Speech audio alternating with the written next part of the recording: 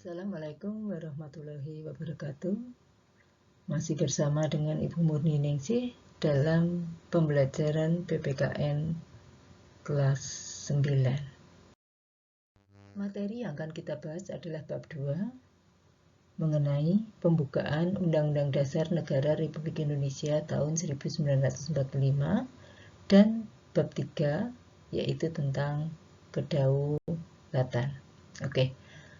Pada minggu yang lalu, kita baru saja memperingati Hari Kemerdekaan Republik Indonesia.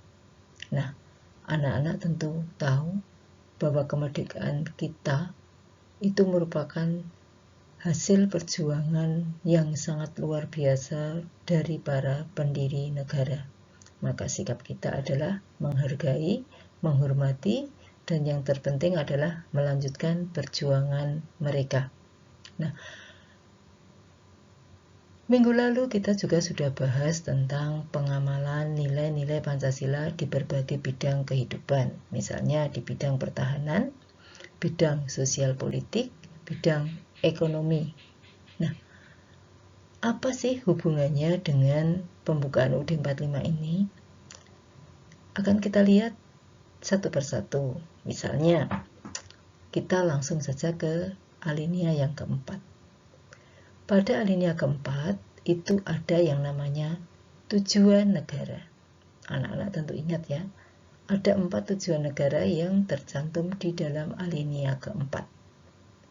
Nah, kalau kita kaitkan dengan pengamalan nilai-nilai Pancasila di berbagai bidang kehidupan, misalnya bidang pertahanan dan keamanan, kira-kira cocok atau sesuai dengan tujuan negara yang keberapa? Ayo, siapa yang tahu? Anak-anak harus ingat ya, hafal luar kepala tentang tujuan negara yang tercantum di dalam pembukaan UUD 45. Misalnya yang pertama, negara melindungi segenap bangsa dan seluruh tumpah darah Indonesia. Nah, berarti tujuan pertama sesuai dengan pengamalan Pancasila bidang Hankam. Kemudian juga sesuai dengan pasal 27 ayat 3 dan pasal 30 ayat 1. Nah, kemudian misalnya lagi, bidang ekonomi. Kira-kira sesuai dengan tujuan negara yang keberapa ya? Oke. Tujuan kedua adalah memajukan kesejahteraan umum. Nah, tentu sesuai dengan pengamalan Pancasila, sila yang ke-5 ya, keadilan sosial bagi seluruh rakyat Indonesia, kemudian pengamalan bidang ekonomi. Nah, hal itu sesuai dengan pasal 33 dan juga pasal 27 ayat 2. Nah, itu adalah contoh ya. Contoh hubungan antara pembukaan UUD 45 dengan pengamalan Pancasila dalam kehidupan sehari-hari. Ingat bahwa di dalam pembukaan UUD 45 alinea yang keempat terdapat Pancasila sebagai dasar negara Republik Indonesia yang disahkan pada tanggal 18 Agustus 1945 oleh PPKI. Kompetensi dasar 3.2 memahami ketentuan tentang bentuk dan kedaulatan negara sesuai Undang-Undang Dasar Negara Republik Indonesia tahun 1945 serta makna pokok-pokok pikiran dalam pembukaan UUD Negara Republik Indonesia tahun 1945. Tujuan pembelajaran yang akan kita capai adalah memahami makna pokok-pokok pikiran dalam pembukaan UUD Negara Republik Indonesia tahun 1945. Konsep. Pada kesempatan ini kita akan membahas bab 2 yaitu pembukaan Undang-Undang Dasar Negara Republik Indonesia tahun 1945 yang meliputi makna alinea dan pokok pikiran Undang-Undang Dasar 45. Sistematika UUD 45 amandemen terdiri dari pembukaan dan pasal-pasal. Kedudukan bagian pembukaan setingkat lebih tinggi daripada pasal-pasal batang tubuh. Hal itu dikarenakan A. Yaitu mengandung jiwa proklamasi seperti yang tertuang pada alinea ketiga. Yang B. Memuat tujuan negara dan dasar negara seperti yang tertuang di alinea keempat. Dan yang C. Menjadi acuan atau pedoman dalam perumusan pasal-pasal UUD 45. Kedudukan pembukaan UUD 45 sebagai berikut. A. Menjadi sumber motivasi dan aspirasi perjuangan serta tekad bangsa Indonesia. B. Sumber cita-cita hukum dan cita-cita moral yang ingin ditegakkan dalam lingkungan nasional ataupun internasional. Dan yang C. Nilai-nilai universal dan lestari dalam peradaban bangsa-bangsa di dunia. Pada kesempatan siang ini kita akan membahas materi sub A, yaitu makna alinea pembukaan Undang-Undang Dasar Negara Republik Indonesia tahun 1945.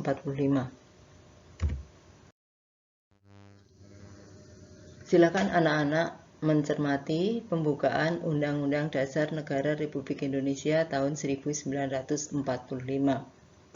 Anak-anak masih ingat kapan Undang-Undang Dasar Negara Republik Indonesia, yaitu pembukaan UUD 45, disusun?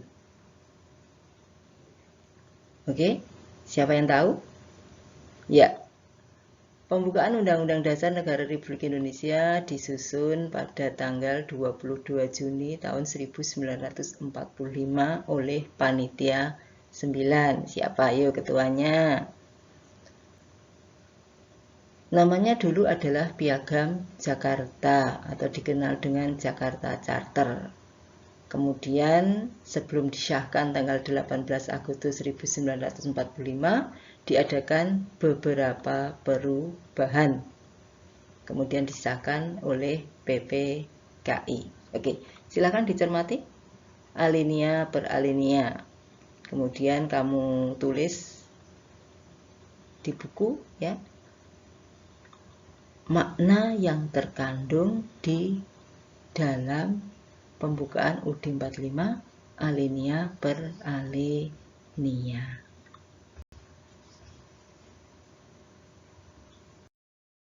Apa makna alinea pertama?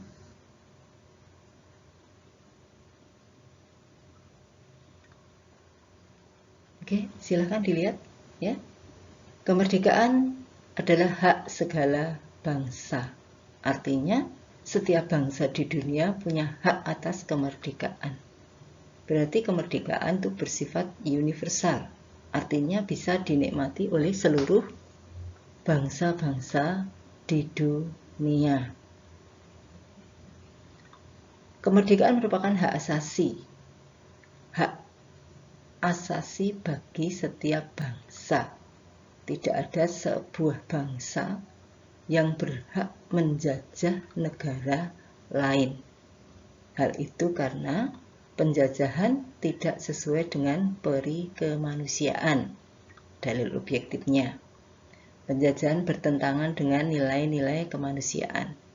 Kemudian dalil subjektifnya, karena kita sebagai bangsa yang terjajah, ya, bangsa yang dijajah, maka berarti kita tidak bebas. Kita tidak bisa melakukan sesuatu untuk kepentingan bangsa sendiri.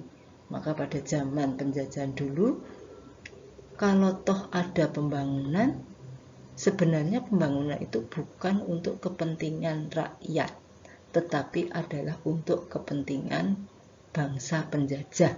Contohnya misalnya pada masa VOC, ya. Pada masa VOC diadakan sistem kerja rodi.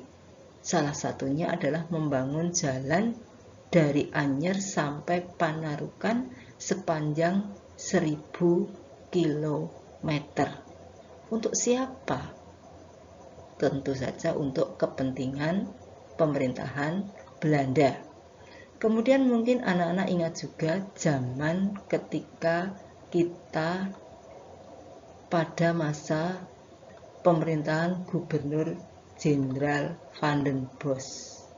Ingat Van den Bosch? Ya, pada masa Van den Bosch misalnya dilaksanakannya tanam paksa. Memang tanam paksa itu di satu sisi menguntungkan. Karena apa? Karena kemudian kita mengenal berbagai macam jenis tanaman ekspor. Kemudian juga muncul banyak banyak perusahaan perkebunan misalnya, pertambangan misalnya, dan lain-lain yang kemudian dapat menciptakan lapangan pekerjaan. Ada lagi misalnya, kalau zaman dulu kita itu belum mengenal uang, tapi dengan adanya pekerjaan, maka mulai dikenalkan dengan sistem pembayaran dengan uang. Tapi itu tidak seberapa dibanding dengan penderitaan rakyat di zaman penjajahan. Dan banyak lagi ya, hal-hal yang sangat tidak manusiawi yang terjadi di zaman penjajahan Belanda. Makna alinea kedua. Pada alinea kedua itu dituliskan yaitu bahwa perjuangan bangsa Indonesia sudah sampai pada puncaknya. Maka kesempatan digunakan untuk menyatakan kemerdekaan, apalagi saat itu ketika Jepang sudah menyerah tanpa syarat kepada sekutu, sementara sekutu masih belum sampai di Indonesia, maka kondisi itu terjadi kekosongan kekuasaan. Sehingga kemudian para pemuda mendorong para golongan tua untuk segera memproklamasikan Indonesia. Nah, setelah nanti Indonesia merdeka, maka kemerdekaan Indonesia itu harus ditujukan untuk mencapai masyarakat adil dan makmur. Maka dilaksanakanlah pembangunan di segala bidang kehidupan. Ingat, kemerdekaan bukanlah akhir dari perjuangan, karena kemerdekaan merupakan jembatan emas menuju kepada cita-cita nasional. Tugas berat ya, yaitu untuk mengisi kemerdekaan dengan pembangunan. Makna alinea ketiga. Kita dapat mencatat atau melihat dua makna dari alinea ketiga. Yang pertama yaitu tentang motivasi spiritual. Apa itu? Yaitu atas berkat rahmat Allah yang Maha Kuasa. Artinya bahwa kita yakin ya bahwa kemerdekaan bisa dicapai itu karena rahmat Allah. Itu motivasi spiritualnya. Kemudian makna yang kedua yaitu di kalimat terakhir dari alinea ketiga ada kata-kata bla bla bla bla menyatakan kemerdekaan Indonesia. Nah, berarti pada alinea ketiga ini ada dua hal penting ya yang harus anak-anak ketahui. Yang pertama yaitu adanya pengakuan bahwa kemerdekaan merupakan karunia Tuhan yang Maha Kuasa, dan yang kedua adalah pernyataan Indonesia merdeka. Sekarang kita lihat alinea keempat. Coba diperhatikan. Naskah pembukaan UUD 45 alinea yang keempat. makna apa saja yang terkandung di dalamnya. Yang pertama yaitu alinea keempat memuat tujuan negara. Yang kedua, ketentuan diadakannya Undang-Undang Dasar. Yang ketiga, yaitu bentuk negara. Dan yang keempat, memuat dasar negara, yaitu Pancasila. Meskipun tidak tertulis secara tersurat kata Pancasila, tapi dari bunyi sila-sila Pancasila, maka itulah Pancasila. Jadi pembukaan UUD 45 itu merupakan dasar yang fundamental bagi berdirinya sebuah negara. Oleh karena itu kewajiban kita adalah mempertahankan pembukaan UUD 45 sampai kapanpun, karena dengan merubah Undang-Undang Dasar 1945 berarti kita meruntuhkan negara kita sendiri.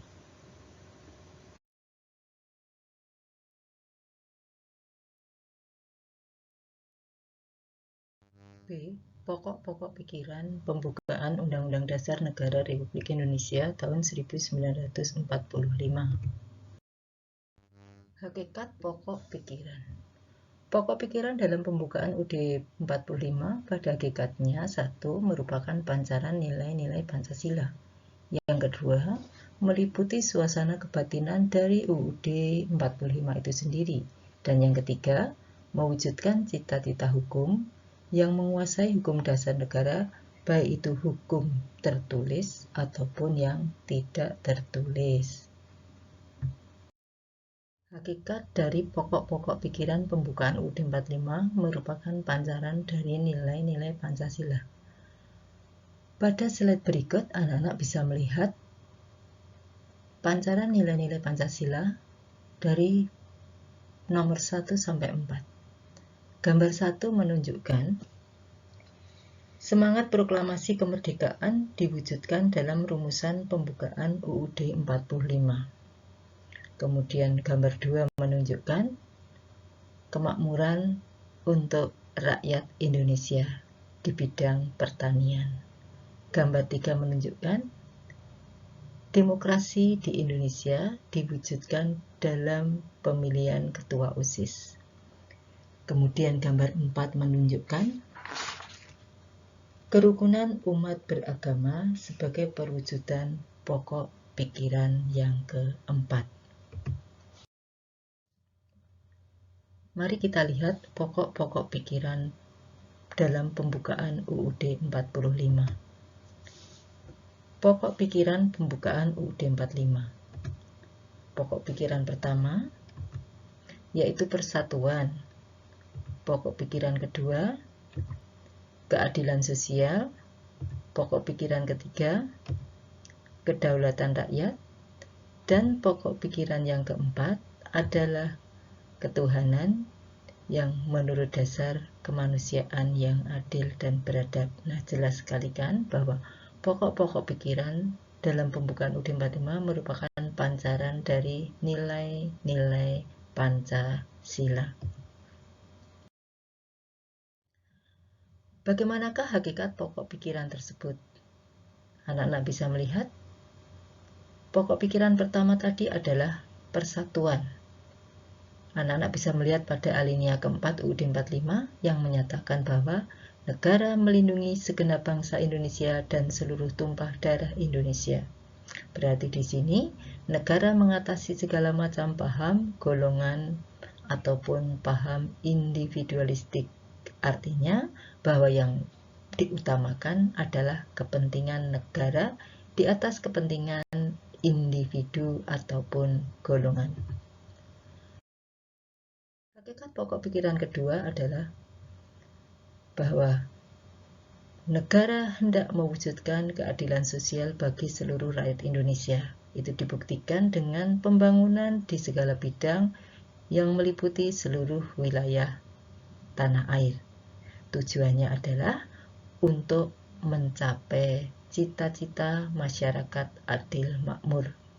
Kemudian setiap warga negara harus dipenuhi hak ataupun kewajibannya.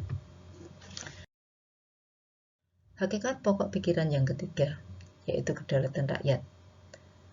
Negara yang berkedaulatan rakyat berdasar atas kerakyatan yang dipimpin oleh hikmah kebijaksanaan dalam permusyawaratan perwakilan.